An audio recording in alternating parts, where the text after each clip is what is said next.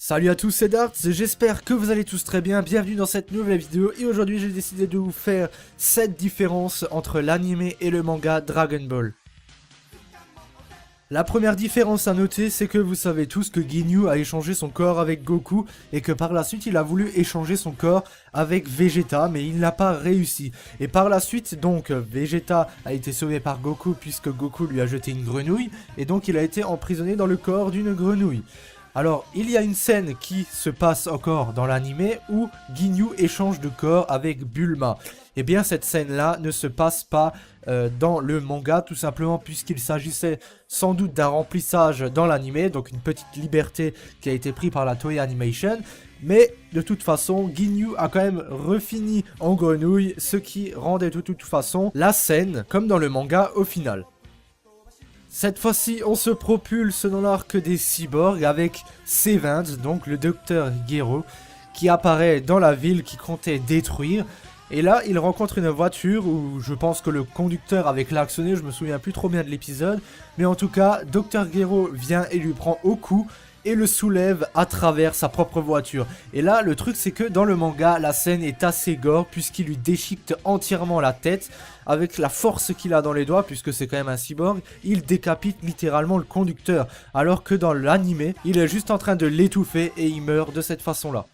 Cette fois-ci, on retourne dans le manga d'origine, c'est-à-dire Dragon Ball, la toute première série, puisque vous savez tous que dans la toute première série, il y a eu pas mal de scènes, on va dire entre parenthèses, sexuelles.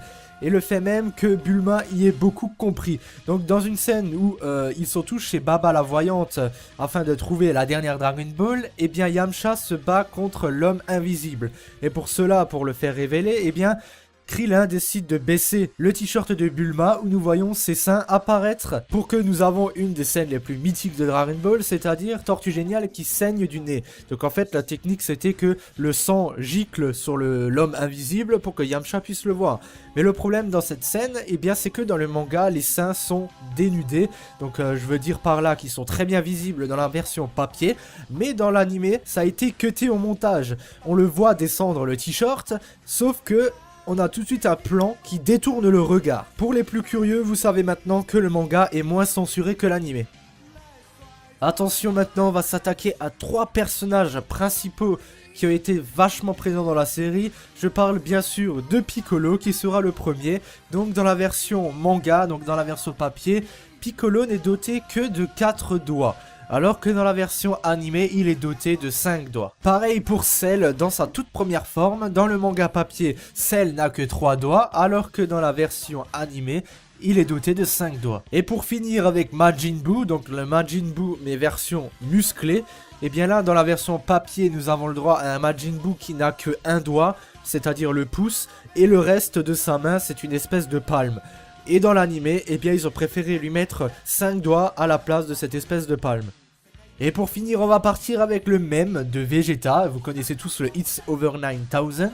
Eh bien à la base, il était censé être de 8000 unités pour la force de combat de Goku dans la version manga papier. Eh bien dans l'anime, à mon avis, c'était une erreur de traduction puisqu'ils ont choisi 9000 unités de combat pour Goku. Par la suite, lorsqu'ils ont fait Dragon Ball Z Kai, eh bien ils sont revenus à 8000 unités. Ils ont rectifié le tir, mais malheureusement ce mème est encore beaucoup connu aujourd'hui, donc on ne sait pas vraiment si ça change quelque chose. Ce sera tout pour cette vidéo, j'espère qu'elle vous aura plu. J'ai essayé de faire une version Dragon Ball puisque j'avais déjà fait les différences entre la version papier et animé de Saint Seiya. Et je me suis dit pourquoi ne pas faire la même chose pour Dragon Ball. Et pourquoi pas, dans un avenir proche, essayer de faire la même chose pour d'autres mangas, par exemple One Piece. J'espère en tout cas que cette vidéo vous aura plu, on se retrouve très vite pour une prochaine vidéo, salut tout le monde.